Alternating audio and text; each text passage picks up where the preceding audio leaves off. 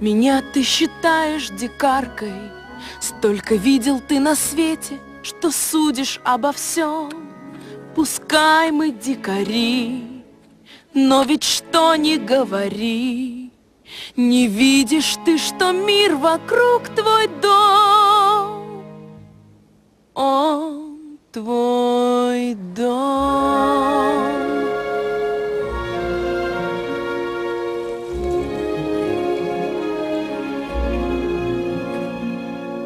Ты думаешь, что ты везде хозяин, земля твоя и тем лишь хороша, а нам друзья и камни, и деревья, есть у них имя, сердце и душа. Ты равными себе считаешь только тех, кто мыслит и выглядит как ты. Но вдруг ты след увидишь незнакомца и откроешь в нем нежданные черты. А слыхал ли ты, как песни волк поет луне? Пытался ли язык зверей понять? И сумеешь ли волшебные картинки на лету цветами ветра рисовать? На лету цветами ветра рисовать.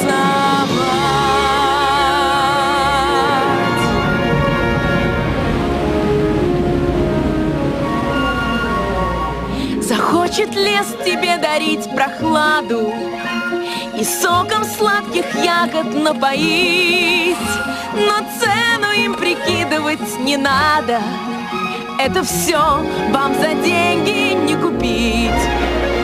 Все ливни и ручьи мои родные, все птицы и зверьки мои друзья, крепятся наши связи вековые, эти нити разорвать никак нельзя.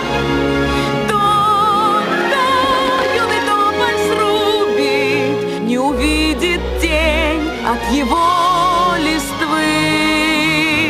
Не услышит он, как песни волк поет луне, не сможет он язык зверей понять, и не сумеет он волшебные картинки на лету цветами ветра рисовать.